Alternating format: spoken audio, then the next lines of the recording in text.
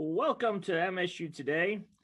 I'm Bill Beekman, Vice President and Director of Intercollegiate Athletics. And on today's program, we're joined by Aron Sousa, Dean of the College of Human Medicine, and a colleague of mine from many, many years ago when I spent time in the college myself. And Aron, let's start off with just sort of letting people know how the College of Human Medicine is so unique and really born out of an era in the back in what seems for some probably like a lifetime ago, back in the late 60s and early 70s, with this concept of a community-based medical school. And we were really a pioneer medical school in that regard. And so could you explain to us how the College of Human Medicine as a community-based medical school is unique and different from what people might think of as a traditional medical school they might be familiar with, and the advantages that gives us in how we serve the people of the state of Michigan? I'd be delighted to, Bill. So the college is a child of the 1960s, which for many of us is a lifetime ago. For some people, it's 2 lifetimes ago. For example, our students right now, most of them, that's 2 lifetimes ago. And at that time, across the country, medical schools were really only based out of big, huge central hospital academic medical centers. And at the time, the state was interested in another medical school. The legislature wanted to have another medical school. And the university saw a place as a land grant institution, really as the pioneer land grant institution, that it could do something different. So it set up a medical school where students started in their first 2 years, which are mostly basic science in East Lansing. And then they did their clinical training in campuses around the state. So one of the first new campuses was in the Upper Peninsula. And nobody had ever done anything like that before, tried to train medical students in their clinical years in the 3rd and 4th year, where they're in clinics and working with physicians, taking care of patients in a rural setting like that. We also had students in Flint and Grand Rapids and in Lansing. Over the years, some of our campuses have changed a little bit, but that same philosophy that the best place for people to learn to be a physician is with the people they will eventually be taken care of, stays with us. And our dedication to those communities is a part of what makes us different and special. We were leaders in that. Almost every medical school now has some sort of community experience for students, and there are more than 80 medical schools across the country that now think of themselves, at least in part, as a community-based medical school. So we were real innovators, and it's been a great thing for our students. They get great training with people that they will eventually take care of. Most of our students end up practicing in Michigan after they've finished their training. And our communities have been incredibly generous and thoughtful. And, I think as we'll get a chance to talk about, they've been interested in having the college do more there. And that has led to development of research, economic development, opportunities for people in those communities. It's been a really great symbiotic relationship. Well, and I think that, in terms of the community-based model is one of the real strengths of the model.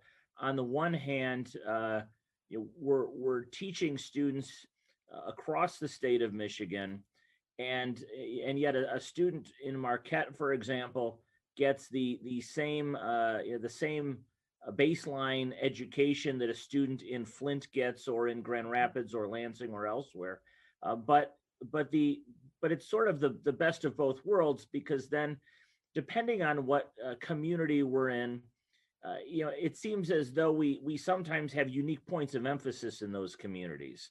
And I think that typically our campus in Marquette in the Upper Peninsula, we've recruited students who might be either from the Northern Lower Peninsula or the Upper Peninsula, who then go back to those more rural settings for their practice.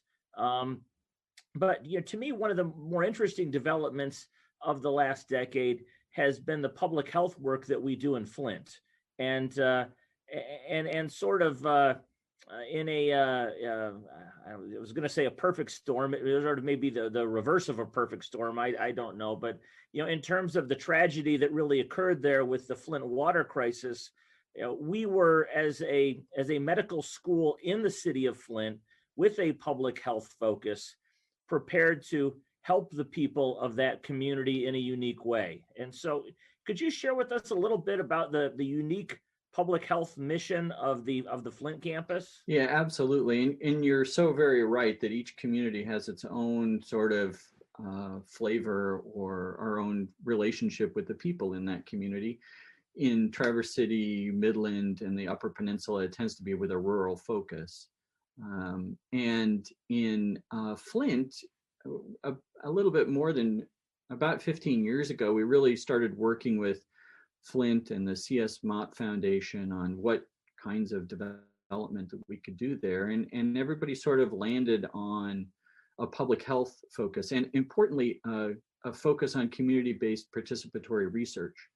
So it was a community that really didn't want to be biopsied anymore. There had been plenty of research done on them, but not so much that they actually participated in. So we had a group of people who went to more than 100 community meetings, 4,000 surveys, and a big committee of folks in the community, not just hospital CEOs and insurance CEOs and people like that, but actual regular folk. And they were focused on, they wanted us to focus on three kinds of research: healthy behaviors, behavioral health, and chronic disease. And not just what happens with those, but actually work to reduce disparities in health. So we set up a public health unit there focused on community-based participatory research along those areas, started hiring folks. And that happened just before the Flint water crisis kind of broke. And so we had people in place and working together on public health research. Hurley, Jennison, and McLaren were all deeply engaged in that partnership. And one of the folks at Hurley and one of our faculty, Dr. Mona Hanna Atisha, did some work looking at the levels of lead in children in Flint, showing that had been going up. And the people of Flint had been saying for a long time that their water was not safe. And there's a large, complicated piece about how they had lost the power of the ballot box because of a state manager. Their city council couldn't make decisions, so their representatives couldn't change things. And so in a lot of ways, those folks weren't listened to, except by some academics, including Mona. And we had people there who were able to work with Mona and help Mona, including a geographer, Rick Sadler, who really, those folks did the science that tied the age of the water to the exposure of children to the lead in their blood, and really sort of tied a bow around the science and how that went. Since then, Mona has joined us. She's a C.S. Mott professor. We have the Flint Registry, Lead Registry, is now based out of Flint. It's funded by the CDC. They have about 30,000 people who are either enrolled or pre-enrolled. They've done 17,000 assessments. So they are really delivering on making the world a better place to try to help the people of Flint. And it's been remarkable to watch. At the same time, the rest of that public health unit, which is led by Deborah Verholden, has been really successful at bringing research opportunities to the community. So we just did an economic analysis. There are more than 800 job years there in the last 5 years. So the federal money comes in to do research. That is another, each of those grants fund people in places like Odyssey House and other community agencies where the research is done to try to find interventions that make life better for those folks, and really for all around the country and the world. And that's been worth about a little under $100 million in economic development for the Flint community, in addition to access to better care and assessments like through the Flint Lead Registry. It's really remarkable. It's something that of the things I've been involved with in the college, it's one of the things that I think we can be most proud of. Well, and Aron, I really like the way you say you talk about how it makes the world a better place. When I talk to our student athletes, and occasionally I'll talk about what the definition of a Spartan is, and I tell them my definition of a Spartan is a person who makes their corner of the world a better place, and in whatever whatever their future may hold for them, whatever pathway to a career or whatever else they may do in their life, if they're making their corner of the world a better place, then they're a great Spartan, and certainly. There's the work that we're doing in Flint is exactly that. So moving geographically from Flint west across the state, I had the opportunity this weekend to drive through Grand Rapids, and I'm always very proud of the work that we're doing there. In part because I very early in my career, I was invested in it quite a bit, but always to see the Secchia Center is I think has a very special place with me. But I was really quite excited that to see the progress in the sort of the research triangle that we have just west of the Secchia Center, and I'd been in the first research building. But to see the progress on that second building is really quite remarkable. So, could you share with us a little bit about the extraordinary research work that's going on in Grand Rapids, and that I think kind of is that community's niche area? Yeah, it really is an amazing story, and it actually, Bill and I met over Grand Rapids. I mean, I was a young faculty member, and Bill was working in the college, and we were trying to figure this out. And I had just taken on the educational duties for the college, and Bill drove me over to Grand Rapids and said, well, what do you think of this building? This is a spot for a building. So way back in the aughts, and there was a vision, right? This is the philanthropic community in Grand Rapids had a real vision of what that community needed to grow and to expand and create an intellectual economy and opportunities for new care and cutting edge care for the people of the community. And they thought that what they needed was to have a medical school with their hospitals. And they have a couple of great hospital systems there, namely Spectrum and St. Mary's. And so having CHM, the College of Human Medicine there, turned out to be a linchpin for their future development.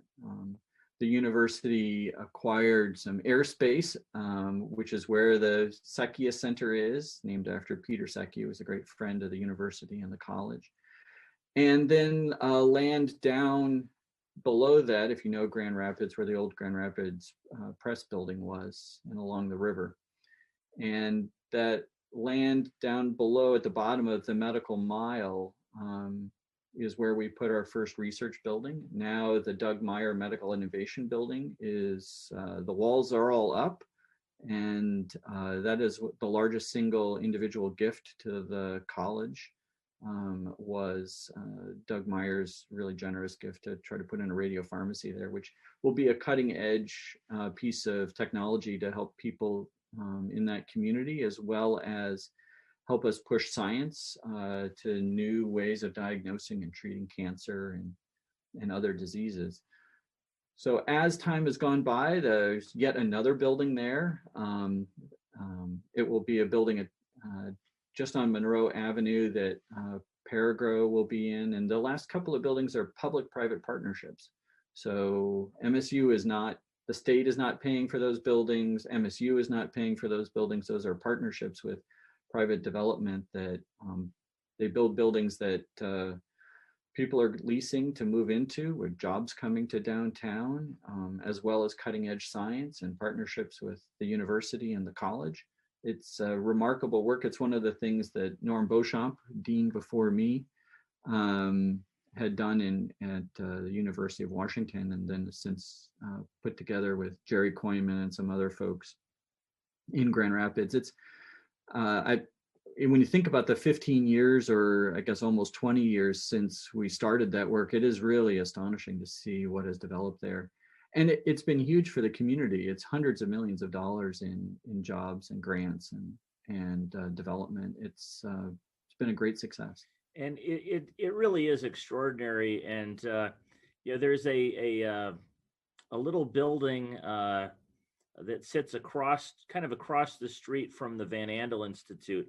In fact, I didn't drive by it this week, and I'm not sure it's even there anymore. But a little one-story building that was our first office in Grand Rapids, and I think I had a key, and I think Marcia Rapley had a key, and a few other folks, and we sort of hung out there as we did our planning and work on building the various buildings. And to think from that little sort of one-story brick office to where we've come is just sort of beyond one's imagination, that it's all come to fruition in the way it has. And the partnerships, as you say, with St. Mary's and Spectrum, and the opportunities for collaboration in that community are really special. And and I think that at our best, sometimes as a medical school, it's those relationships that we build in the community. As you mentioned, in Flint, with really the community itself. In Grand Rapids, those hospital partnerships are critical to our success.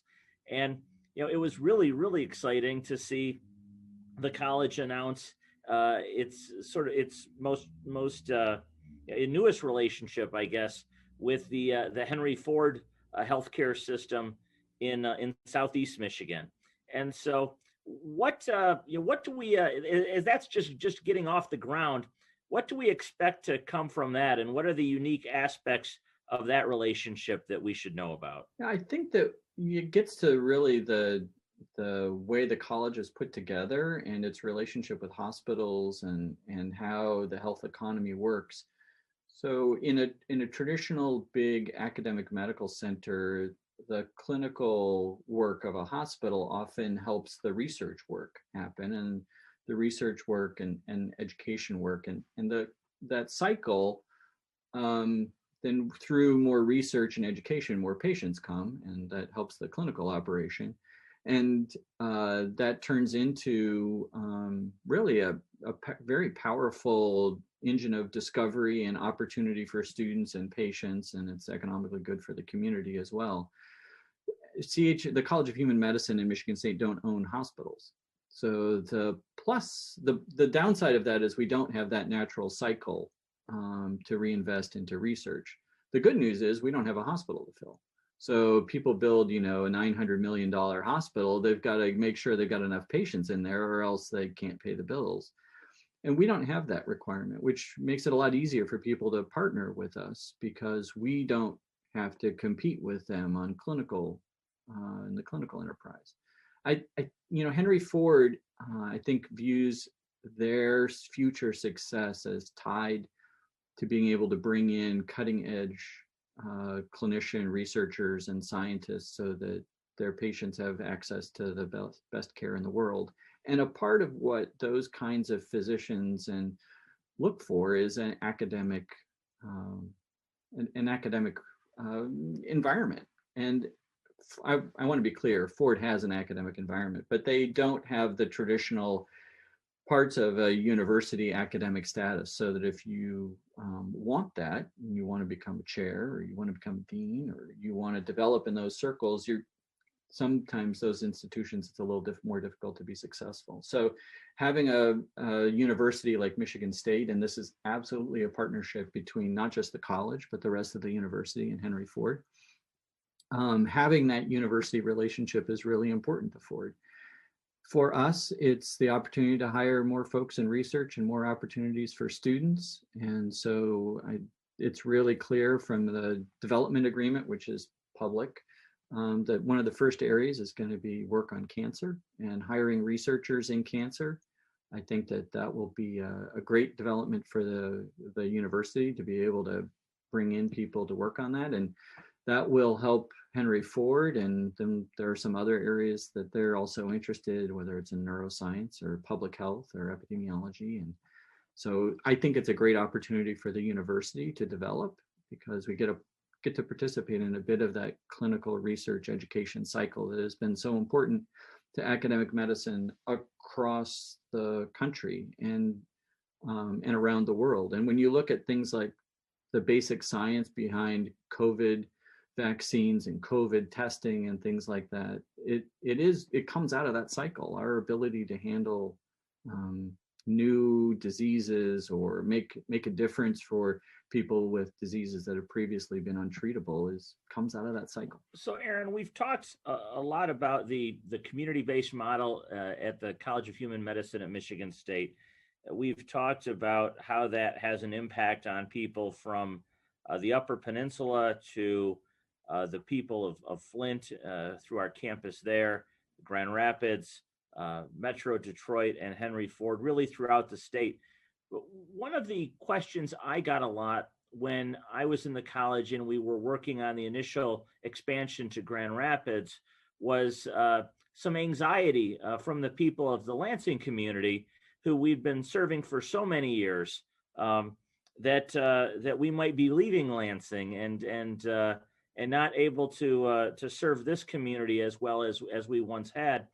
And I think over the years, in fact, the reverse has been the case, that as we've grown elsewhere, really we've grown in Lansing as well. So we'll wrap up by sharing with us what's going on in Lansing and what are we excited about doing here, things we're doing here in our own community. One of the things that's most exciting here is that our clinicians, our faculty, are some of the best physicians in the city.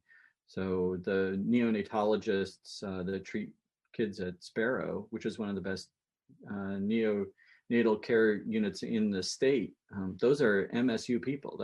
Those are MSU employed physicians. And the people who take care of patients without physicians at Sparrow are mostly our internal medicine folks or our family medicine folks. So there's a lot of care that we directly provide, and our students get trained here. And of course, the university is a huge operation. So much of our research, or it's grants that happen here, and people who do their work here and bring collaborators in. I do think there's a real opportunity to do more in Lansing, right? One of the things that has happened in Flint and Grand Rapids is that there's been a philanthropic partner who brings the hospitals and the university together to build. And that is, we could get a long philosophical discussion about the differences in the growth between Lansing and Indianapolis and Columbus and Madison over the last 40 years. Now, Indianapolis and Columbus have I-70. That's a real economic engine for them. But all those other cities all have Big Ten universities with medical schools, but they also have big hospital partnerships. And I think that that's one of the opportunities that we have here. It's one of the things that excites me about the community is the great potential when you bring to bear the power of a Big Ten institution. And it's exciting to have our students here and our faculty here. And so I just love being a part of that. Well, we've been joined today by Aron Sousa, Dean of the College of Human Medicine at Michigan State University. And Aron, I always try and end these conversations on a fun note. So I'll ask you one last question that has absolutely nothing to do with your job. And that is, I know that the role of the Dean of the college is it's got to be one of the busiest, craziest, most challenging roles at the university, having worked in the college some time ago. And yet at the same time, there must be a little bit of downtime. And when you find that downtime, what do you do for fun other than worry about the state of healthcare in our state? My son and I and my wife have spent a lot of time in our yard, whether it's gardening or digging up clay and trying to fire it into a pot, and watching the animals in the yard. I really just like being outside in Michigan, whether it's in a kayak or in the garden. And I think that that's one of the great things about this part of the country. 4 seasons, great nature, getting over to the lakes. Those are the things that I think really enjoy when I'm not with students or patients or faculty. Those are the things I enjoy most. Wonderful. Well, thank you so much for joining us. I feel as though we've just barely scratched the surface of the extraordinary work that the college does, but that just means we'll have to corral you into coming back sometime soon. So, Aron, thanks so much for joining us today. It's been a delight, Bill. Thanks so much.